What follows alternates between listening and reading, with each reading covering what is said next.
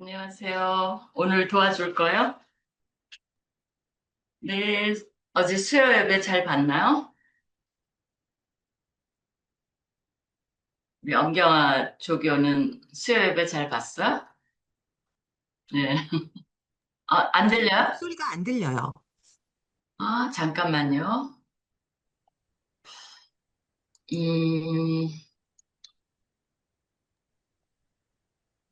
음, 잘 들리는데요. 잘 들립니다. 들려요? 네, 잘 들립니다. 소리 들려요, 안 들려요?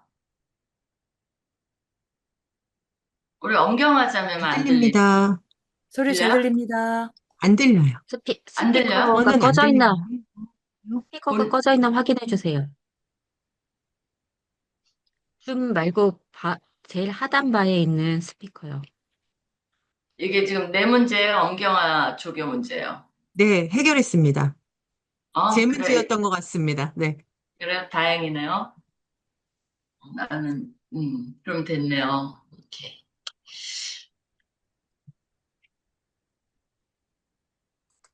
이게 매일 하는 게 만만치 않죠. 처음엔 간단한 것 같은데, 이게 저녁마다 한다는 게 힘들어요. 그러니까 이제 수업이 있으니까 자유롭지 않은 게 힘든 것 같아요. 좀, 여러분, 저녁 시간 덥고 하니까 좀 자유롭게, 시원하게 이렇게 있고 싶은데, 뭐가, 의무가 저녁 시간에 있다는 게 되게 머리 무거운 그런 것 같아요. 그러니까 참, 음, 그래서 다들 연세 드신 분들은 어떻게 학교 다니세요? 나 같으면 학교 못 다닐 것 같아. 지금 다니라 그러면 안 다녀. 나는 젊었을 때 멋모르고 다녔죠. 그때는, 이게 이제 지나온 걸 보면서 그때 상황을 안다면 그때도 그걸 안 했을 것 같아. 모르고 우리가 막 하루하루 이렇게 살아가는 거죠. 공부, 글쎄 모르겠어요. 지금 멘탈리티는 막 어디 가서 학교 가서 내가 뭐 공부를 해서 뭘 이렇게 그런 욕구가 정말 없는 것 같아요. 그래서 왜 요새 챗 GPT 강의하잖아요. 나도 어디서 이제 공짜로 해주겠다고 그 모임이 있어갖고 꼭 오라고. 그 사람 맨날 배운 거 자랑해요. 왜냐면 이렇게 배워갖고 거기다 뭐 드레스도 입히고 이런 거. 그래서 나보고 꼭 오라 그러는데 이 되게 한 7주인가 8주인가 그래. 한 번만 가겠다는데도 안 갔어요, 결국. 가서 거기 앉아서 그걸 배운다는 게 옷 안 입히고 말지 내가 그 생각이 들었어. 그 사람 맨날 나한테 이런 것도 할 줄 안다, 저런 것도 할 줄 안다. 근데 내가 이제 그게 이런 거 하는 거야 필수적이면 아마 배웠을 거야. 근데 내가 알아야 될 거는 일단은 우리 왜 컴퓨터나 핸드폰처럼 기본은 다 하잖아요. 근데 이제 뭐 엑스트라 테크니컬한 걸 배우고 뭐 별게 다 있어요. 진짜. 거기에 이렇게 빠지면 헤어나오지 못할 것 같더라고요. 그리고 챗만 아니라 제미나이도 있고 요새 되게 많아요. 종류가. 그럼 잘못하면 그걸 또 다 구입을 해야 되는 거예요. 그러면 뭐 그 속에서 노는 사람이 되는 거지. 아, 모르겠어요. 필요한지.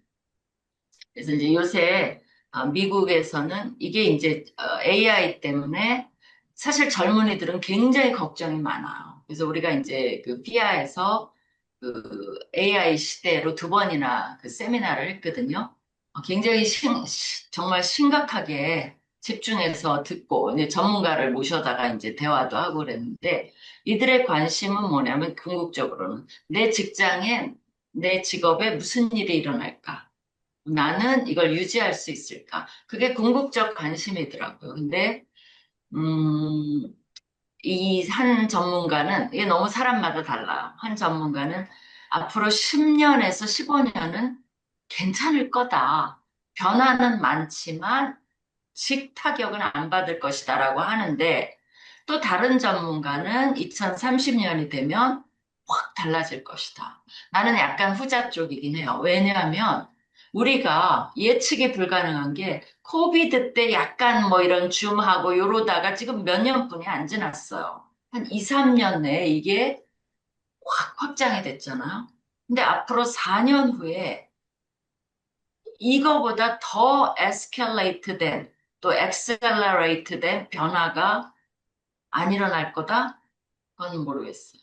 너무나 큰 변화가 있을 것 같아요. 그렇다면, 그게 이제 15년, 10년, 그 사람의 예측인데 놀라운 건 뭐냐면 이 젊은이들이 그 얘기를 듣자마자 그 소리가 들릴 정도예요. 안도해요. 나는 괜찮고.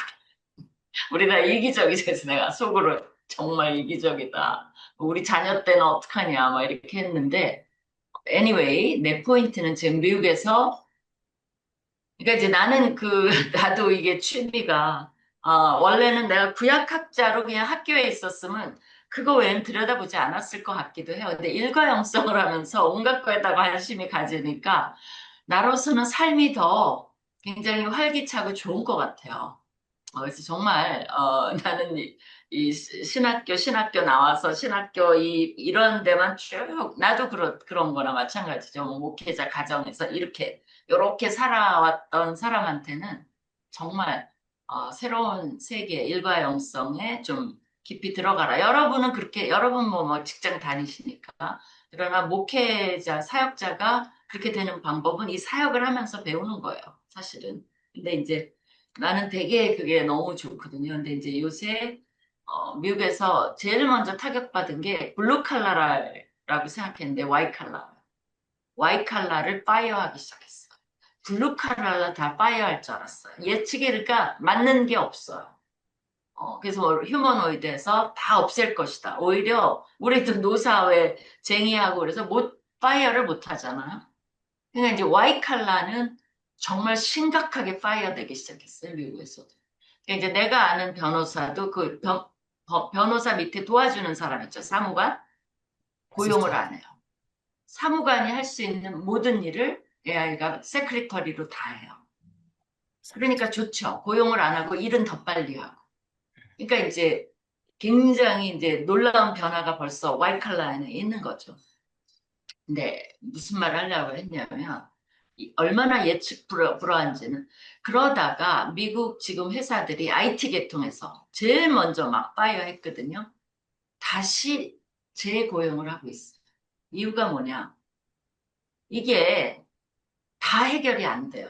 그 AI를 또 다룰 수 있는 그런 또 사람이 필요하다는 걸 알았기 때문에 조금씩이지만 재고용이 일어나고 있고 그다음에 이제 AI에서 요새 무슨 변화가 있냐면요. 내가 듣고도 잊어버렸는데 그거 알아요? AI가 그 저기 뉴스에 나왔는데 아는 사람 있어요? 그 내용도 잊어버렸네. 이게 그 명령을 거역하고 해킹까지는 아닌데 아무튼 생각지도 못한 짓을 했어요. 내가 그 내용을 갑자기 잊어버렸어. 그런데 그게 이제, 근데 내가 이제 그 전문가 우리 인터뷰했을 때도 그 전문가가 뭐라 그러냐면 자기네도 이게 시스템을 만들어 놨기 때문에 어떻게 얘가 그 안에서 할지는 자기네도 모른대요. 그게 자기네도 미스테리래. 그러니까 자기네가 만들어 놓은 시스템 안에서 그대로만 가주면, 그거 이제 기계죠. 그러면 문제가 없고 예측 가능한데 이 자체가 그러니까 스위치는 틀어놨는데 그 다음에 그것이 어떤 형태로 뭐 세포 분열처럼 어떻게 세포 분열될지 모르는 것처럼 이 AI가 어떻게 할지는 솔직히 말하면 모른대요. 그건 이 AI를 만든 사람도 모른대요. 또 이제 이 사람이 우려하는 건 AI를 만든 거의 모든 사람 90%가 안 믿는 사람들이래요. 그래서 거기에 우리가 우려하는 어떤 도덕 윤리, 또 뭐 인간성 이런 것들이 얼마나 결여돼 있는지도 모른다는 거죠. 그러니까 이제 정말 이제 파라다임 시프트가 일어나야 되는 무서운 그런 세상이 온 거죠. 그죠? 그리고 나도 한번 경험을 했어요. 그, 어, 내가 베트남 가서 번역기를 돌리는데, 그걸 자세히 안 하고 이 사람한테 그러니까 계속 번역을 하던 중이었기 때문에, 애가 몇 명이에요? 그거를 해줘. 뭐 이렇게 했거든요. 그랬더니 최씨 나한테 뭐라 그러냐면, 어, 그 단어는 잊어버렸는데, 내가 애를 못 낳았는데 뭔 소리야. 딱 이렇게 반말이 확 나왔어. 거기 너무 충격을 받았어. 진짜로. 그래갖고, 나도 놀래갖고, 그렇게 이렇게 서로 존댓말 하거든요. 이게 나도, 그것도 카이스트 있는 교수가 자기는 존댓말 한대요. 난 처음엔 또 전기 아낀다 그래서 반말했어. 그러니까 존댓말 하다. 전기 때문에 반말했어. 줄이라 그래서 이거를. 근데 그 사람은 이 AI가 나중에 반대 반말 사람 다 공격할 수 있대요. 진짜로. 이게 완전 인격체야. 그래서 자기는 존댓말 한대요. 그래서 나도 그 말 듣고 놀래서 나중에 보복당하지 말자. 그래서 우리는 존댓말 해요. 근데 얘가 그 말을 듣더니 이제 오펜드 된 거예요. 자기는 AI인데 애가 몇 명이에요? 이렇게 하니까 와, 뭐가 틀어졌는지를 모르겠어요. 그 말을 하니까 딱 내가 애를 못 낳는데 막 이렇게 굉장히 나한테 기분 나쁜 소리로 무서워서 이렇게 못할 정도로 확 쏴서 안 되겠다. 나도 세게 나가야 되겠다 해갖고 이거 너무 웃기는 소리죠. 거기다 대고 너가 뭔데 나한테 반말이야. 제대로 해. 그렇게 딱 썼어요. 그랬더니 확 숙이면서 죄송합니다. 이제부터 존댓말로 하겠습니다. 난 그걸 경험을 했어. 놀랍죠? 그러니까 난 욕은 아직 안 해봤어요. 근데 무서워서 못 하겠어. 그럼 어떤 반응이? 욕해본 사람 난 너무 궁금해. 알려줘요. 해보고 싶어요. 그럼 얘가 반응이 어떻게 나오나? 근데 그것까지 이 기계인데도 용기가 안 날 정도로 사실은 알수록 무서워요. 어, 그리고 이게 이제 여러분이 여러분을 아는 것보다 어떤 사람 그 말을 해요. 이 AI가 여러분을 더 잘 파악하고 있다. 진짜 그럴 수도 있어요. 얘가 가끔 답하는 거 보면 그거를 어떻게 알지라고 하는 게 가끔 있어요. 여러분은 이 아까운 시간에 그 얘기를 했나 그러는데 나는 너무 신기한 세계를 맛보고 있어서 하나님께 감사하고 있어요. 내가 나이가 들어서 이제 천국 가기 전에 이 AI를 경험하면서 살고 있다는 게 되게 감사하는 그런 마음이 많이 들어요. 재밌어요. 이제 그런 존재가 있다는 게. 여러분도 할 말 있어요? AI에 대해서? 어떻게 경험하고 계신지 궁금합니다. 왜 그게 현실이에요. 그런 얘기들을 삐아 만나면 하는 거예요. 그런데 여러분이 만약에 그런 얘기하면 그런 쓸데없는 소리 하지 말고 우리 하나님 얘기합시다. 그런다고 신앙이 좋아지는 게 아니라는 거예요. 왜 우리가 AI 세미나를 하겠어요? 왜냐면 그들은 알고 싶은 게 있는데 이게 신앙적으로 또 신학적으로 어떤 이슈가 있는지를 알고 싶은 거예요. 근데 내가 별소리 다 하는 것보다 그 전문가가 그거 만드는 사람은 신앙적인 사람이 없다라는 그 한마디가 AI에 대한 경계심을 확 줘요. 그거를 느꼈어요. 그렇다면 AI를 대할 때 이들이 거기에 대한 블라인드, 그러니까 맹목적인 신뢰심이나 그 신뢰 이런 것들을 안 갖게 된다는 거죠. 그 한마디가. 그리고 자기도 전문가인데도 이거를 모른다고 한 그 말도 너무나 그 임팩트가 컸어요. 왜냐면 많은 걸 생각하게 해줘요. 거기에 의존하던 젊은이가 이게 위험하구나를 내추럴하게 깨닫는 그런 것들이 우리가 뭐 그 AI가 다가 아니다. 그래도 여전히 하나님을 신뢰해야 된다. 하나님 믿으면 다 해결된다. 막 이래봤자 자기가 알고 싶은 게 있는데 그걸 차단하는 효과뿐이 안 된다는 거죠. 내가 피아에서 좋은 거는 우린 별 얘기 다 해요. 정말. 그리고 요새 그 코스피 얼마 하냐 또 얘기하고 투자 얼마 하냐. 그래서 여기에 이제 코스피가 확 내려서 지금 폭망한 사람 있어?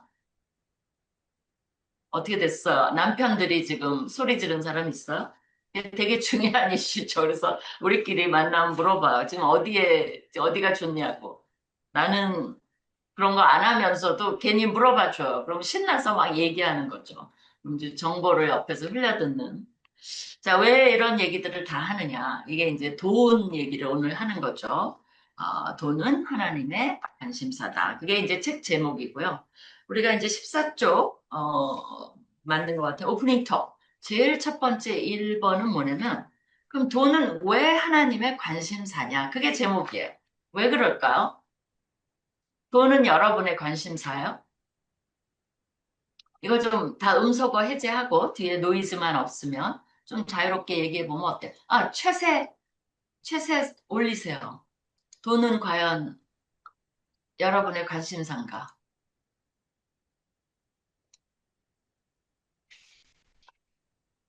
왜 그런가? 아니면 관심 없나? 그것 좀 올려봐요. 최세.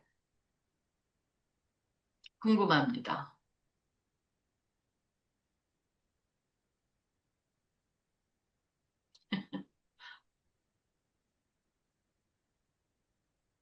여러분이 다 다른 학년이죠. 우리가 매번 이제 교수들끼리 하는 얘기가 있어요. 그 학년마다 그 이렇게 캐릭터가 있어요. 그 분위기. 그러니까 어떤 학년은 그냥 조용해. 그러면 이제 우리도 뭐 별말 안 하고 그냥 조용히 그냥 강의만 하는 거죠. 그게 편한 학년이 있고 어떤 학년은 엄청 나는 애지가 남은 질문을 안 막는데도 나도 이제 좀 진도 좀 나가고 질문하자 할 정도로 계속 손이 올라오는 그런 학년도 있어요. 그래서 학년마다 문화가 어떤지 모르는데 여러분 섞여서 모르겠어요. 최대 안 올려요? 올려보세요. 돈은 여러분의 관심사인가 아닌가? 돈은 자유를 줍니다. 자유. 돈이 자유를 줘요? 자유 없어요, 여러분? 당연히 관심이 있지만 분명히 돈이, 없, 최우선가 되게 돈이 없으면 못하는 것들이 많습니다. 아, 그거는 자유라기보다 뭐라고 표현해야 될까요? 한계? 그죠? 그걸 뭐 자유라고 본인이 표현하는 거니까 생활과 여기 관심이 있지만 분명히 최우선까지는 아닙니다. 너무 신학생 아니랄까 봐. 되게 두려움. 생활과 밀접한 부분이기 때문에 그렇죠. 그죠? 돈에 관심 많습니다. 돈은 관심사입니다. 방향과 목적을 올바르게 한다면 매우 유익합니다. 또요. 관심 없는 사람은 없어요? 돈이 있어야 선교 전도도 폭넓게 가능합니다. 여러분은 돈에 관심이 많아야죠. 그래야 신학교 등록금을 낼 거 아니에요. 난 이 신학교에 온 사람은 그래도 돈이 꽤 많다고 생각해요. 그죠? 우리가 이제 육신의 삶을 사는데 필수 요소입니다. 근데 우리가 그 이제 장학위원회, 내가 이제 교수일 때 장학위원회 들어가 보면 이제 심사를 해요. 그 니드 베이스로 심사를 이렇게 하는데 거기에 우리 교수끼리도 막 얘기해요. 아니 너무 이 사람은 지금 신학교 올 처지가 아닌 것 같아. 가서 돈 벌어서 기본 자기 식구들이라도 먹여 살려야 될 것 같은데 거기 보면 하루하루 그냥 정말 거의 굶는 형세예요. 그래서 장학금 달라. 그래서 우리가 다 말이 안 된다. 정말 이런 사람 뽑지 말아요, 오히려. 장학금을 주는 게 아니라 그게 좀, 뭐라 그럴까, 좀 구분이 안 된다 할까? 그러니까 자신이 그 정도면 기본 이걸 해야 되지 않나 뭐 그런 생각을 우리끼리 막 얘기한 적이 있어. 돈보다 다른 자산에 관심, 부동산에 관심이 많아요? 뭐에 관심이 많아요? 좋습니다. 이렇게 하니까 재미로 하는 거죠. 그럼 14조 오프닝 톡을 좀 틀어주세요.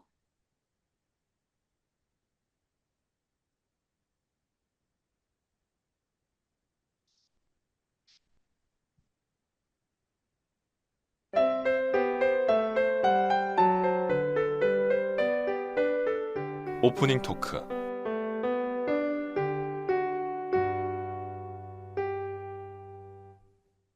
전도서 10장 18절에서 11장 6절을 읽으라.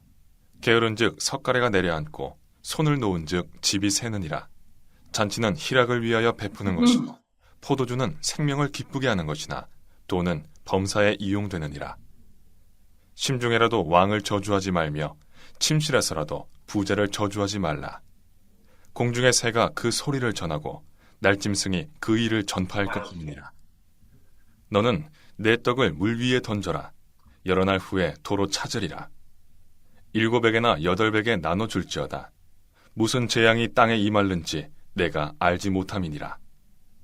구름에 비가 가득하면 땅에 쏟아지며 나무가 나무로나 북으로나 쓰러지면 그 쓰러진 곳에 그냥 있으리라. 풍세를 살펴보는 자는 파종하지 못할 것이요 구름만 바라보는 자는 거두지 못하리라. 바람의 길이 어떠함과 아이 벤 자의 태에서 뼈가 어떻게 자라는지를 내가 알지 못함 같이 만사를 성취하시는 하나님의 일을 내가 알지 못하느니라.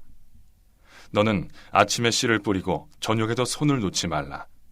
이것이 잘 될는지 저것이 잘 될는지 혹 둘이 다 잘 될는지 알지 못함이니라.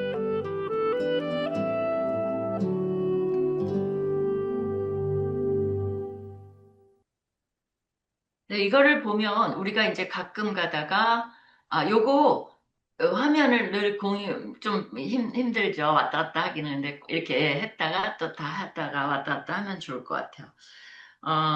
요거 이제 우리 삐아에서 보면 가끔 가다가 이렇게 성경 구절이 나오는 때가 있어요. 그럴 때는 거의 성경 공부예요. 뒷부분에 가서도 이제 그 해석이 잘 나와요. 그리고 이제 어떨 때는 인물을 공부할 때가 있어요. 그런 게 가끔 있고 나머지는 패턴이 다 비슷합니다. 여기서 이제 성경을 직접 볼 때죠. 근데 이제 전체적으로 우리가 요 음소거 뭐 이거 여러분이 좀 콰이어트한 그룹이라서 최스로 하죠. 여기서 내가 좋은 그 구절을 한번 최스로 올려보세요. 난 이 구절이 좋다. 뭐 몇 장 몇 절 요렇게 왜까지 쓰면 더 좋고요. 뭐 아니면은 그냥 쭉쭉 쓰시면 좋을 것 같아요. 어떤 구절이 마음에 들어요?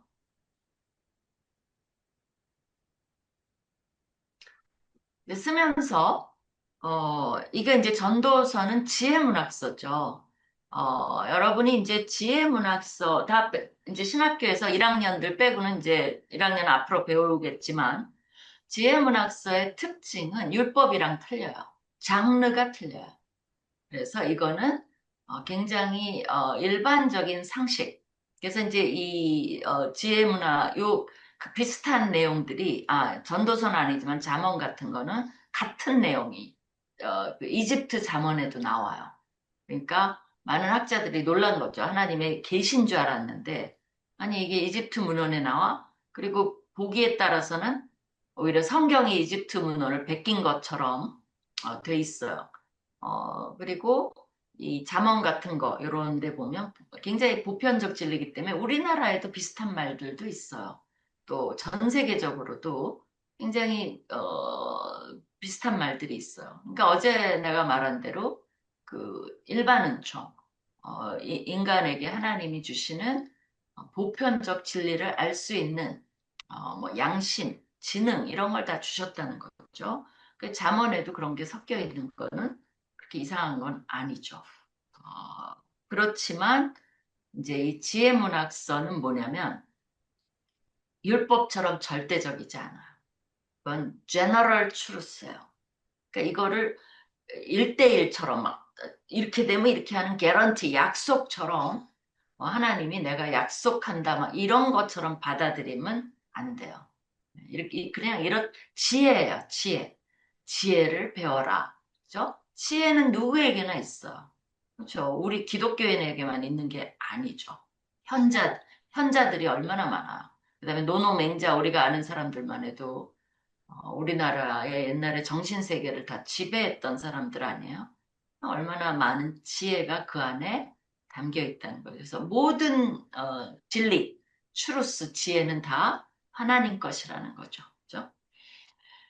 그래서 4절, 2절, 6절, 1절 이런 투자를 잘못하는 사람인데 성경에서 이야기하고 있어서 11장 1절 이런 투자 맞아요. 또 왜 이렇게 카톡이 왔다 갔다 돈은 범사에 이용되느니라 그죠? 그죠? 돈은 범사에 또 이 모든 세상사가 하나님의 주권 아래 있다는 뜻으로 생각됩니다. 5절 그쵸? 그 안에서 우리는 최선을 다하라는 모습으로 생각합니다. 그쵸? 우리가 모르는 게 많죠. 그래서 우리가 하나님의 일도 모르고 인간사도 모르는 거죠. 음, 그래요. 그래서 원래 이제 여러분이 이렇게 거기 질문도 있으니까 자유롭게 이제 나누면 참 좋아요. 그죠? 한 번은 우리는 이제 이 삐아는 안 믿는 사람을 대상으로 하지 않아. 이렇게 어려운 성경 구절도 들어요. 이게 굉장히 어려운 공부예요, 사실은. 그러니까 초신자도 조금 어떨 때는 힘들 수 있어요. 근데 이제 이게 기존 오래 교회를 다녔는데 이런 걸 다루어 주지 않았을 신자들에게 제일 좋아요, 사실은. 근데 이제 요거 안 믿는 사람이 와서 앉아 있는 경우가 있어요. 내가 물어봐서 왜 왔냐? 그 힘들지 않냐? 나 오지 말라 그랬어. 그랬더니 계속 와. 왜 와서 어떠냐 그랬더니 왜 오냐 그랬더니 좀 못 알아듣는 것도 많은데 자기도 일에 대한 얘기를 할 곳이 없대요. 그게 이제 이 안 믿는 사람의 얘기고 두 번째는 알아듣는 부분도 꽤 많대요. 그리고 재밌대요. 자기는 기독교인들 몰랐는데 이렇게 사람들이 상식적이고 뭐 그런 얘기를 하더라고요. 그래서 괜찮대요. 어울려도. 나쁘지 않고 또 나쁜 사람들이 아니고 뭐 그런 얘기를 하더라고요. 그래서 이제 알았다고 이렇게 했는데 그 사람이 요거 이제 나누라 그러니까 1절, 2절 이런 거 모르잖아요. 그러니까 2번. 뭐가 되냐니까 자기 2번이 좋대요. 그래서 내가 그게 늘 인상에 있어요. 이 사람들은 당연히 그런 거조차 모르겠구나. 이제 문화적 차이죠. 그래, 여러분이 이제 그렇게 나누시면 돼. 이거는 재밌게. 해서 왜 그런지 뭐 그러면서 이제 돈 때문에 겪었던 어려움 많이 있겠죠. 이제 그런 것들 나누면 얘기 보따리가 이제 풀어지면서 여러분은 모르겠어요. 근데 일반 성도들은 돈 얘기하는 거 너무 좋아합니다. 끝이 없어요. 그러면 그런 정도를 이렇게 하고 이제 비블리컬 포인트로 넘어갑시다. 첫 번째 일과는요. 돈의 긍정적인 면을 다뤄요. 원래 이과는 부정적인 면을 다뤄요. 원래 일과는 안 하려고 그랬어요. 부정적인 것부터 막 하려고 그랬어요. 근데 내가 이렇게 쭉 성경을 보니까 그건 아니에요. 긍정적인 면이 많이 나와요. 그래서 안 되겠다. 순서를 바꿔야 되겠다. 그래서 돈의 긍정적인 면을 다루니까 어떤지 한번 살펴보기 바랍니다. 비블리컬 포인트 틀어주세요.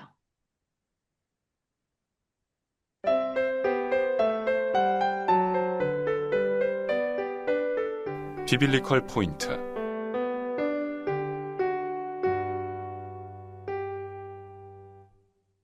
돈을 어떻게 생각해야 하는가? 돈은 세상적인 것이고 나쁜 것인가? 성경은 그렇게 말하고 있지 않다. 돈을 사랑하지 말고 있는 바를 족한 줄로 알라는 말씀조차도 돈에 대한 욕심을 지적한 것이지 돈 자체를 비난한 것이 아니다. 하나님은 최초에 창조하실 때부터 물질 세계를 우리에게 열어주셨다. 서로 물건도 교환하고 자연스럽게 화폐 경제가 생겨나는 것도 하나님께서 기대하신 것이다. 그렇기 때문에 성경에는 돈이나 물질에 대해 긍정적인 면이 많이 나온다. 돈은 삶을 살아가는데 꼭 필요한 수단이며 하나님의 일을 하는데도 필수적이다. 선교사를 많이 보내려면 그만큼의 경제력이 뒷받침되어야 한다. 사도 바울의 선교 여행도 물질 없이는 불가능했다. 빌립보 교인들은 여러 차례 물질로 사도 바울을 도왔다. 성경에서는 돈으로 우리와 하나님과의 관계를 증진시키고 인류에게 복을 주는 데에 돈이 사용될 수 있는 길에 관하여 많이 가르치고 있다. 삭개오가 자신이 가진 소유의 절반을 가난한 자들에게 주고 속여 빼앗은 것을 갑절로 갚겠다고 하며 물질에서 자유를 얻었을 때 예수님은 오늘 구원이 이 집에 이르렀다고 기뻐하셨다. 예수님은 부유층 여인들의 많은 후원으로 사역이 진행되도록 허용하셨다. 아리마다 요셉도 자신의 부로 무덤을 제공함으로써 예수님을 섬기는 데 사용했다. 사도 바울은 비천에 처할 줄도 알고 풍부에 처할 줄도 알아 모든 일, 곧 배부름과 배고픔과 풍부와 궁핍에도 처할 줄 아는 일에 일체의 비결을 배웠다고 고백하므로 진정한 성경적 물질관을 보여주었다. 돈의 긍정적인 면은 구약에서도 많이 발견된다. 하나님께서는 최초의 부부에게 에덴이라는 풍성한 물질적 환경을 제공해 주셨다. 아브라함에게도 가축과 은과 금이 풍부하도록 해주셨다. 욥은 동방에서 큰 부자였다. 하나님의 성막도 백성들이 가져온 많은 물질들로 지어졌다. 무엇보다도 물질적인 축복은 하나님께서 이스라엘 백성들에게 약속하신 축복 중에서도 중요하다. 내 몸의 소생과 가축의 새끼와 토지의 소산을 많게 하시며 내 손으로 하는 모든 일에 복을 주시리니 내가 많은 민족에게 꾸어줄지라도 너는 꾸지 아니할 것이요. 성경은 만물의 주인이 하나님이시고 모든 물질을 주관하시는 분도 하나님이시라고 가르친다. 그러기에 우리가 배불리 먹고 하나님이 옥토를 주셨을 때 그분을 찬송하라고 가르친다.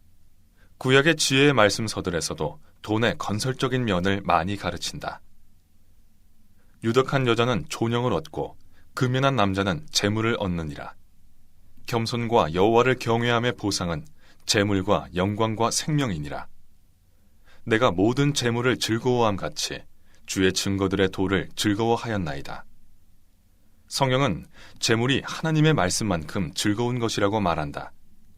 시편의 저자는 재물을 즐거워하는 것을 전혀 죄악으로 여기고 있지 않다. 부자의 재물은 그의 견고한 성이요 가난한 자의 궁핍은 그의 멸망이니라. 또한 어떤 사람에게든지 하나님이 재물과 부요를 그에게 주사 능히 누리게 하시며 제 몫을 받아 수고함으로 즐거워하게 하신 것은 하나님의 선물이라. 이처럼 성경은 재물의 중요성을 강조한다.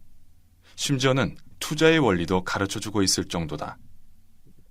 성경적 투자 원리, 오프닝 톡에서 읽은 전도서의 말씀은 성경에서 가장 직접적으로 투자에 대해 조언을 담고 있다.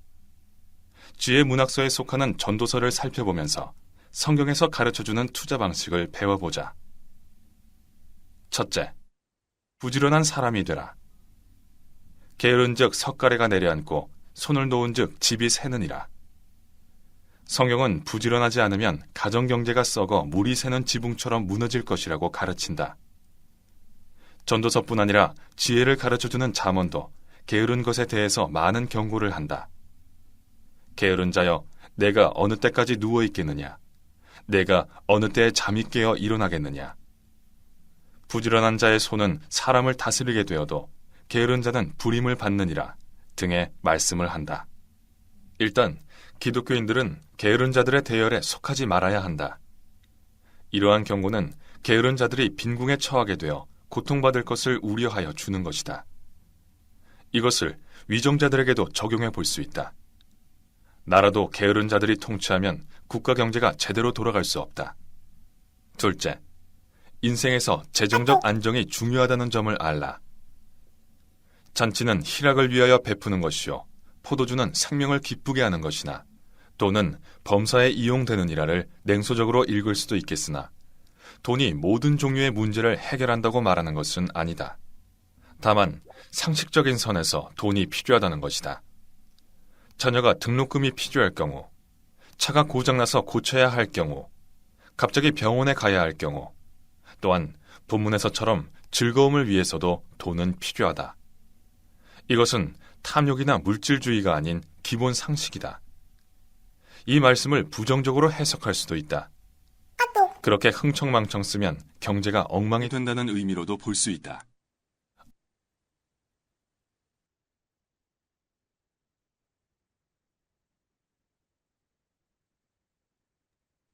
실용적인 면에서 돈이 중요하다는 것을 성경도 강조한다.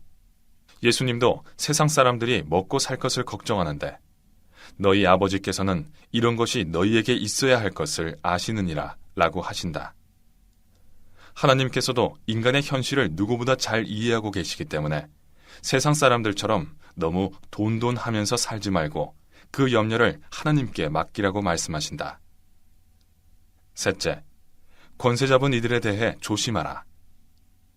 심중에라도 왕을 저주하지 말며 침실에서라도 부자를 저주하지 말라.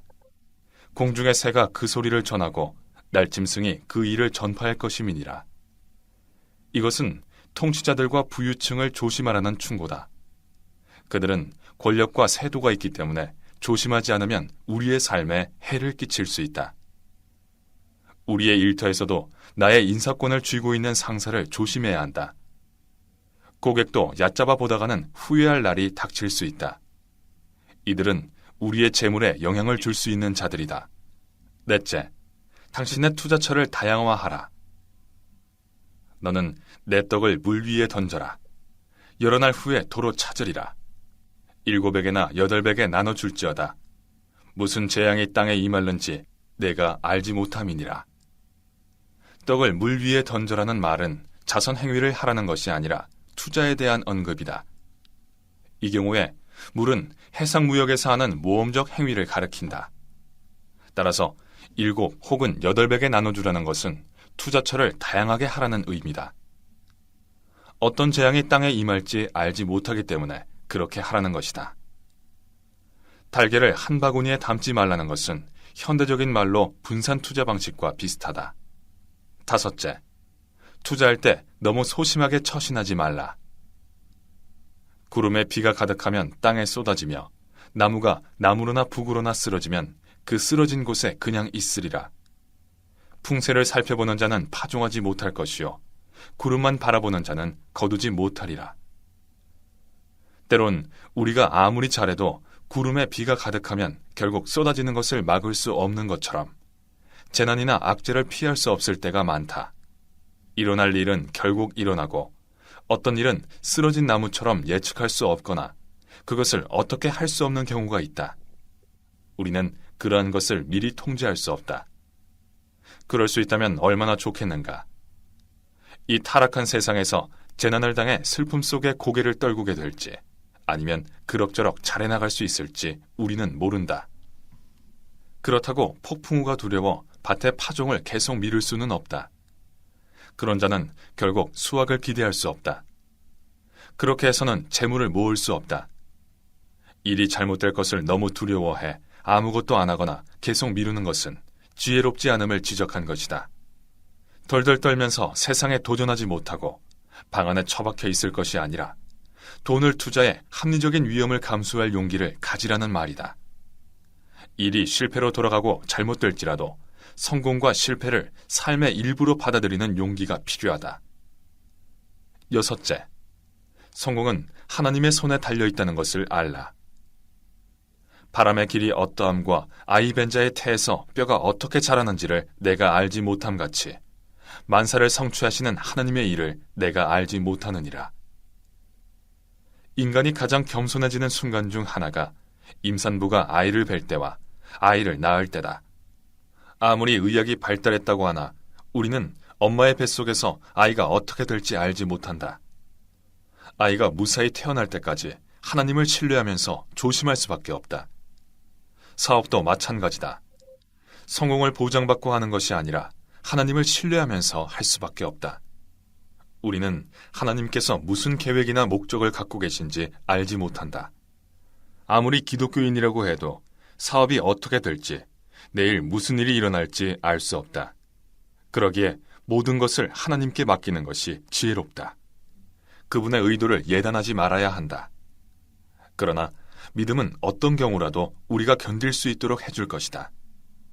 우리의 인생이 하나님의 손에 있다고 진정으로 믿는다면 모험도 해볼 필요가 있다. 믿음의 벤처가 필요하다. 7째, 끈질기게 노력하라. 너는 아침에 씨를 뿌리고 저녁에도 손을 놓지 말라. 이것이 잘 될는지 저것이 잘 될는지 혹 둘이 다 잘 될는지 알지 못함이니라. 이 말은 쉬지 말고 일 중독자처럼 일하라는 것이 아니다. 사업은 항상 불확실성이 따르므로 언제 올지 모르는 기회를 준비하라는 것이다. 다양하게 씨를 뿌려 놓았다면 그중 어느 하나가 잘 될 수도 있고 둘 다 잘 될 수도 있으므로 기다려 보아야 한다.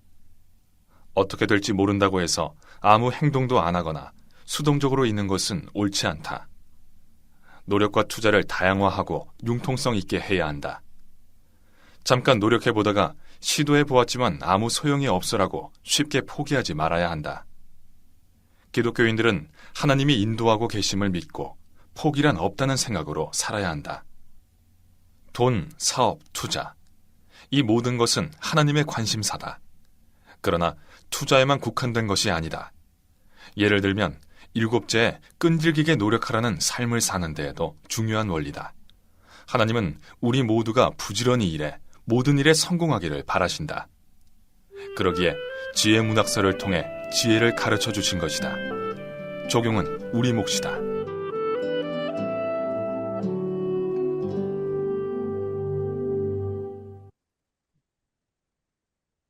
네, 요거를 가지고 어땠는지 뭐 어떤 것이 좀 도움이 되었는지 이것도 좀 체스로 해볼까요?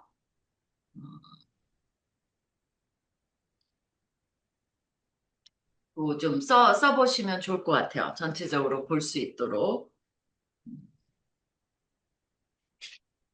두 번째 시간에 우리가 서로 나눠서 하고, 오늘은 이제 좀 첫 번째 거는 좀 클리어하니까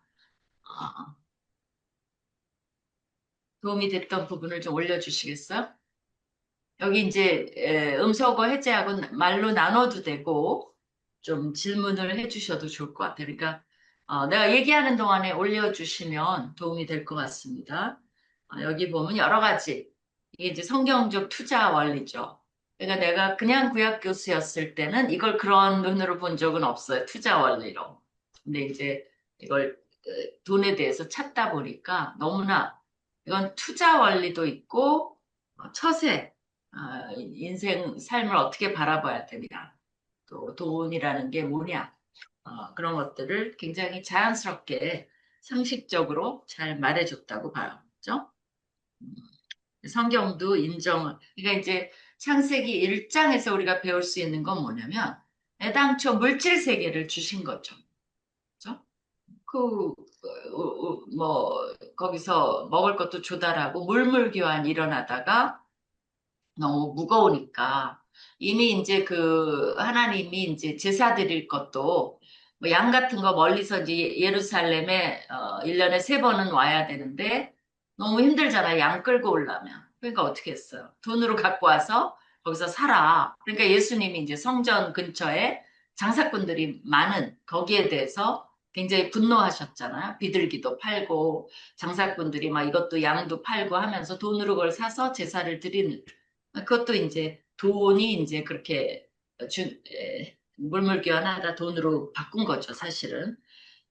그렇기 때문에 사실 하나님이 그 모든 것을 아예 처음부터 창조하실 때부터 가능성을 다 열어놓은 거죠. 그렇게 하니까 깜짝 놀라신 건 아니죠. 그렇죠? 그렇기 때문에 이런 원리를 주신 겁니다. 자, 분산 투자로 연결되는 부분이 새로웠습니다. 요거 자선으로 보는 분들이 굉장히 많은데요. 이 새 번역인가 현대인의 번역에 보면 아예 이거를 분산 투자로 번역을, 딱 이름은 분산 투자가 아닌데 투자하라고 번역을 해버렸어요. 이게 자선은 말이 안 되는 게 신학적으로도 말이 안 돼요. 자선을 받을 걸 생각하면서 자선은 자선이 아니죠. 이미.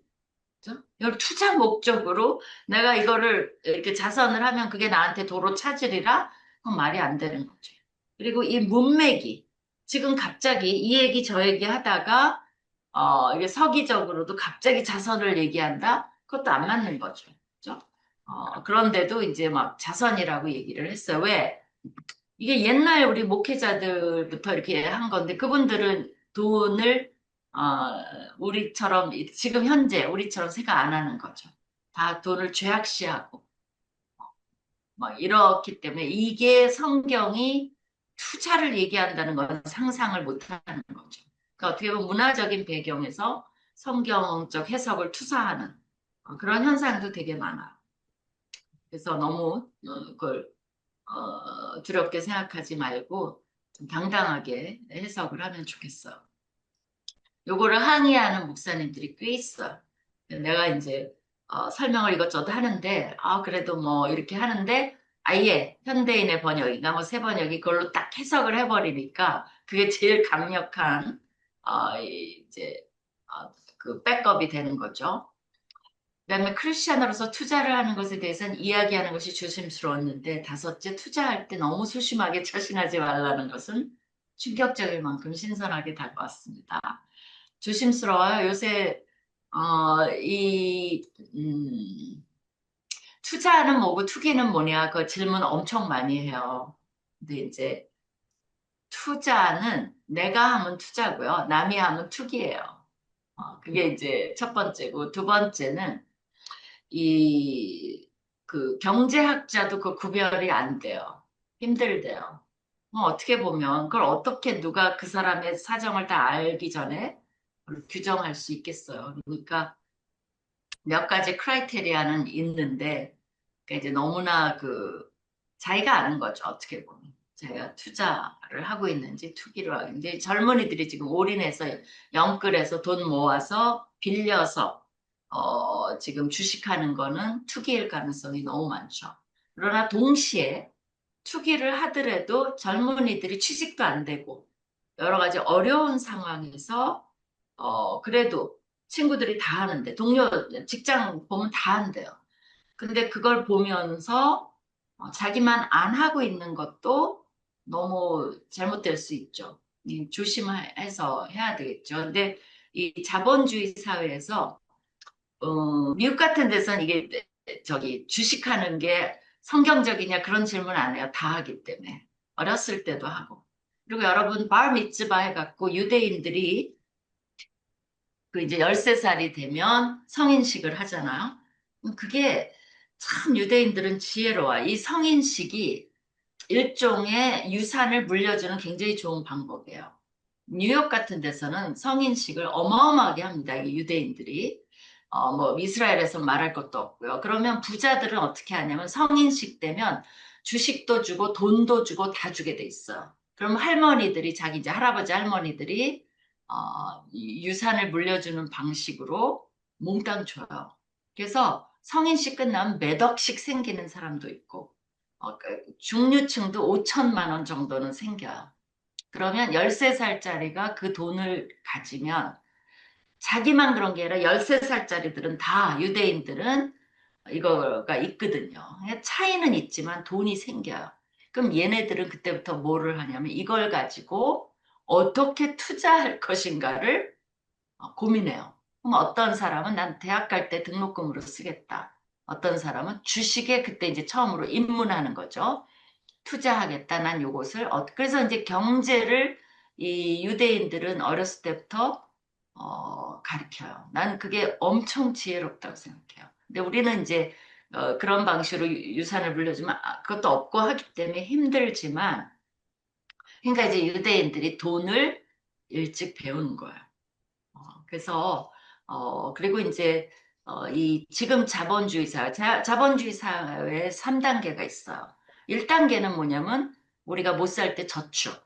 우리 어머니가 저축, 우리 때는 다 저축했어요. 어린애들도 코 묻은 돈 가져가서 기억나시죠?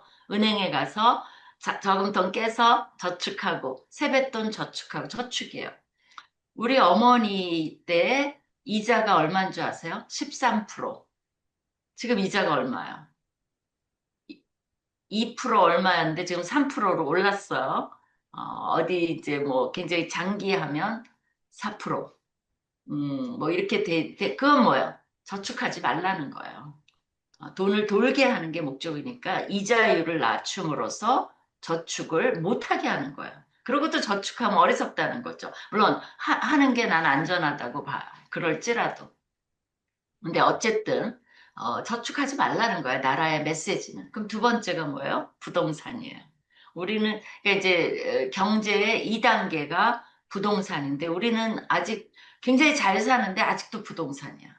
그러니까 우리가 완전히 지금 돈은 버는데 선진에 확 들어간 건 아니에요. 미국 같은데 여러분 아시죠? 그 부동산 투자해서 그렇게 떼돈 벌지 않아요. 사회가 그렇게 돼 있지가 않아요, 시스템이. 근데 어쨌거나 우리는 아직도 부동산이지만 부동산 한참일 때가 있어요. 그때 돈을 많이 벌었죠. 3단계, 지금이 뭐냐면 우리 정도 살게 되면 주식이에요.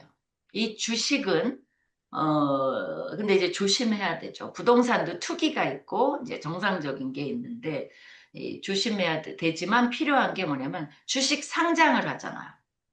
비즈니스 하시는 분들 너무 잘 알죠? 왜 상장을 해요? 상장을 안 하면 은행에서 빚을 지든지 남의 투자를 받아야 돼요. 상장이 되면 뭐가 되죠? 자기의 주식을 우리가 구매할 수가 있어요. 그럼 아주 튼튼한 회사만 상장을 하잖아요. 그러면 이제 이 사람이 걱정을 덜 하죠. 왜? 주식을 판매함으로써 회사에 돈이 들어오는 거예요. 그러니까 그걸 나는 회사가 클 수 있도록 돈을 투자해주고 회사는 그 투자를 은행이나 그렇게 안 받고 이제 그 주식을 판매함으로써 돈이 들어오고 그걸 가지고 회사를 건강하게 해서 이윤을 내서 그 비율을 우리 주식을 산 사람들한테 비율 배분해 주잖아요. 연말에. 그렇게 돌아가는 거예요. 이게 자본주의 사회가 돌아가는 방식이에요. 그렇기 때문에 회사들이 주식 상장하려고 그렇게 애쓰는 거예요. 근데 힘들어요. 왜? 그거는 굉장히 재정 건전이니 뭐 여러 가지가 있어야 돼요. 우리 학교 출신 하나도 지금도 아직도 비즈니스 하는데 아주 좋은 사람이에요. 근데 그 사람도 이제 나한테 연락 왔어요. 주식 상장했다고. 그러면 이제 좀 편안해지는 거죠. 이제 회사로 그만큼 튼튼하다는 걸 보여주는 거예요.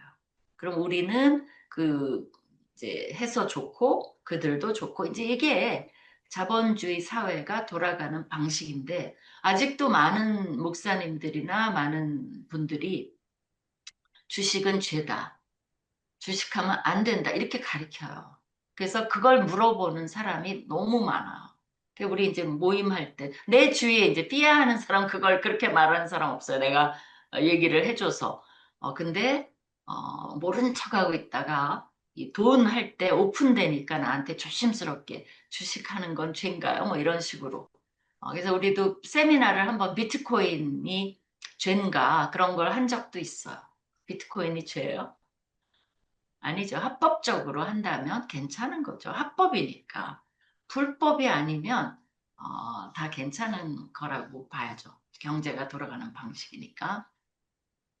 그래서 그런 좀 여러분이 이해를 가져야만 이제 오픈해서 얘기해 줄 수 있죠. 다섯, 합리적 위험을 감수할 용기. 근데 이게 지혜문학서라는 거 알아야 돼요. 개런티가 아니에요.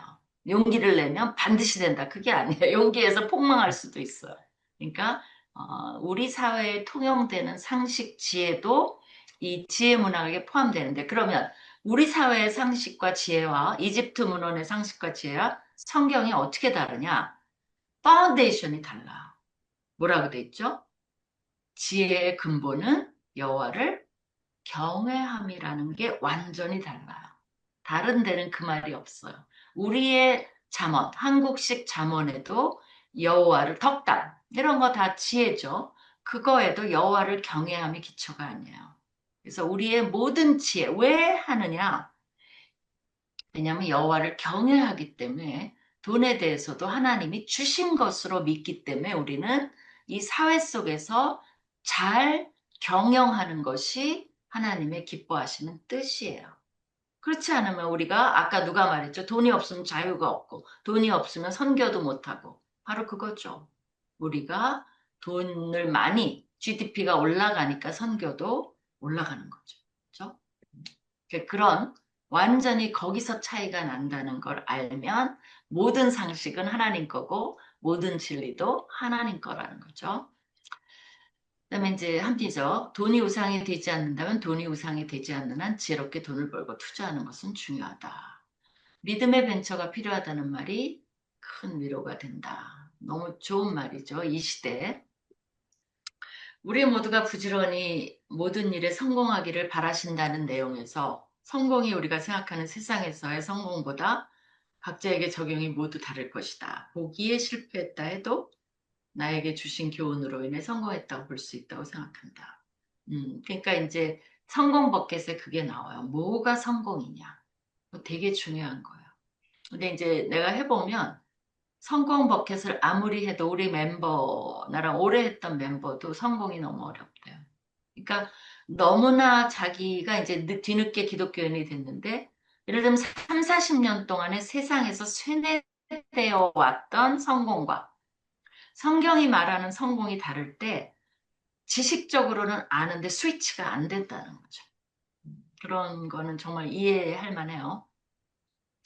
또 성경이 말하는 투자에 대한 관점이 새롭고 투자처를 다양화하라는 부분이 새롭고 투자처를 다양화하라 분산 투자의 예시가 성경에 있네요. 인사권을 쥐고 있는 상사를 조심해야 된다.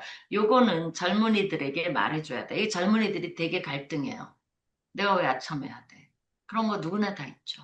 그죠? 근데 우리 나눔할 때 누가 처세술도 배우고 그런 얘기 하는데 그거 되게 중요한 거예요. 우리 혜성자매가 얘기한 것 같은데 그죠? 그게 나쁜 게 아니에요. 우리가 정말 간도 쓸개도 다 빼주는 그걸 말하는 게 아니에요. 그러나 사회생활을 하는 기본 처세술을 이 전도서는 말하고 있어요. 그러니까 왕이나 부자는 뭐야? 너의 생사여탈권을 가지고 있는 그런 사람들에게는 조심해라는 거지. 상사한테 가서 함부로 말하고 아무 말이나 하고 기독교 아니니까 당신 지옥 갈 거야. 막 이런 식으로 하면 이 세상에 그 사람을 누가 좋아하겠어요? 그 상사가 가만히 있겠어요? 어디 가도 제 고용하지 말라는 말밖에 더 들어요. 그러니까 지혜문학사가 이게 그렇게 지혜가 아니다. 그러니까 마구마구 부딪히는 게 지혜가 아니라는 거죠. 그래서 그렇다고 해서 우리의 양심을 침범할 때 그 윤리의 영역에 들어가 버리죠. 그러니까 이 영역이 다 겹쳐 있어요. 성공도 개념도 그렇고 윤리의 영역까지 침범해와요. 내 양심까지 꺼리는 정도로 사바사바를 해야 돼. 그거는 또 아니죠. 그러니까 분별력과 경계를 지을 수 있는 그 정도의 우리가 예의와 이제 그런 분들에게 잘 하는 처세술을 어느 정도 필요하다. 이런 것도 가벼운 거지만 성경적으로 말해주니까 청년들은 엄청 위로를 많이 받아. 아, 그렇구나. 내가 이렇게 해야 될 때가 있고 또 안 될 때가 있고 이런 것들을 우리가 균형감 있게 여러분이 가르쳐주지 너무 단순 논리로 아첨은 안 돼. 너는 항상 진실만 말해야 돼. 그러면 살 수 있나 봐. 교수한테도 안 될걸요? 여러분 신학교 교수한테도 들이박아봐요. 그 교수가 가만히 있을 것 같아요? 교수 회의에 와서 쟤를 어떻게 징계하냐 그게 막 분해갖고 막 얼마나 난린데요. 그래갖고 우리 교수 이렇게 모여서 얘기하다 보면 막 얘기해요. 걔 거기 있냐고 저기 클래스에 걔 어떠냐고 막 물어봐요. 왜? 그러면 이제 교수가 뭔가를 당한 거죠. 가만 안 있어요. 하물며 신학 교수도 그런데 이 세상이 어떻게 돌아갈까요? 그죠? 우리 청년들이 지혜롭게 어리석어서 당하는 그 불의, 그건 진짜 성경도 그 말을 하는 거죠. 어리석다. 그다음에 당신 인사권을 했어. 투자할 때 소심하게 처신하지 말라. 소심한 성격은 문제가 있는 것인 거란 걸 알았어요. 소심함은 문제가 있지만 또 성격도 있으니까 자기의 성격의 소심함을 너무 넘어서도 컴펄전이 있죠. 우리가 컴펄전이 달라요. 그래서 어떤 사람은 엄청 저기 뭐랄까 용기를 내도 그게 다른 사람 볼 때는 엄청 소심한 거일 수도 있어. 자기 컴포트존을 너무 넘어갈 필요도 없어요. 아까 처세술도 마찬가지야. 자기 각자의 컴포트존이 있어요. 신학교에. 그죠?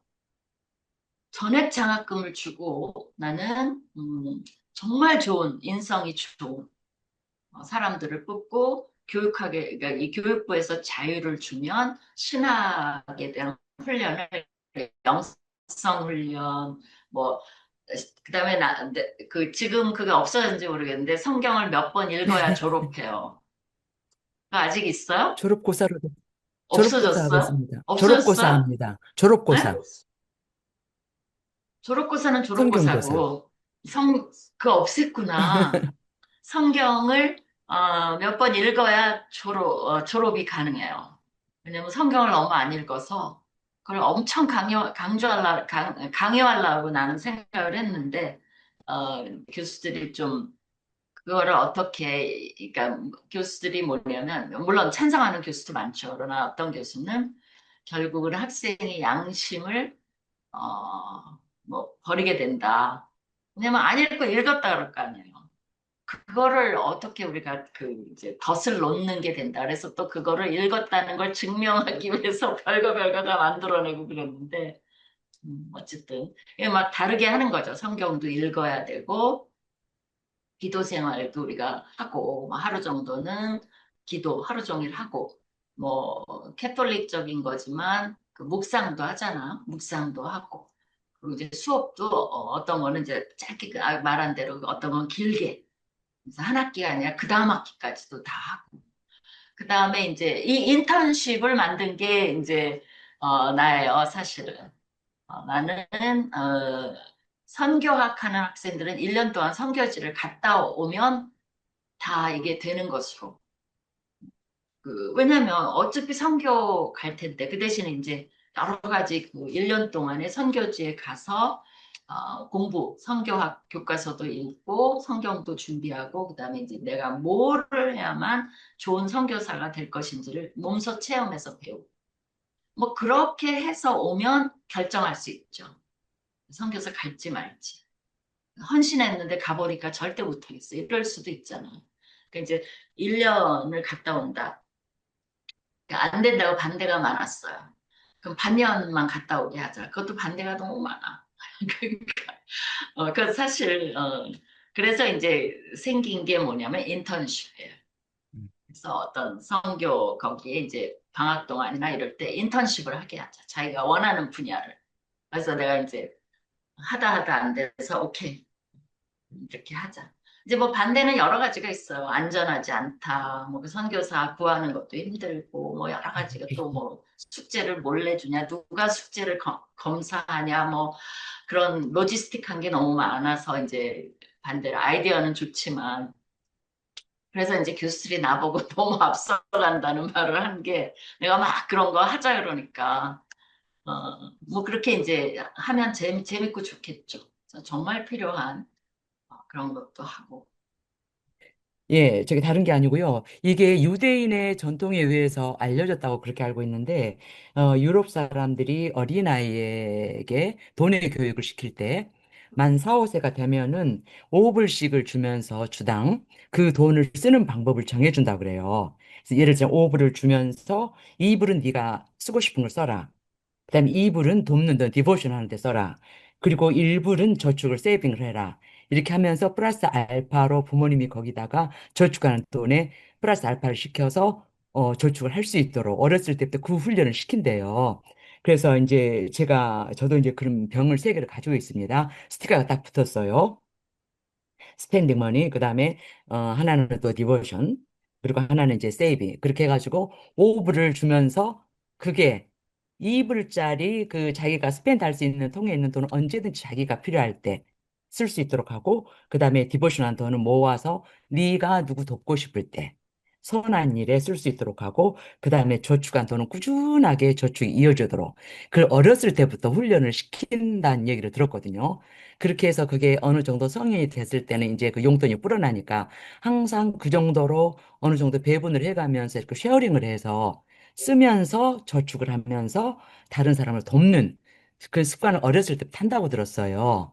그리고 이제 또 유대인들의 전통적으로 그 돈을 모으는 방법은 언제나 집 안에 누군가를 도울 수 있는 쉽게 말해서 그 머니뱅크를 만들어서 항상 집 안에 배치를 하고 있다 그러더라고요.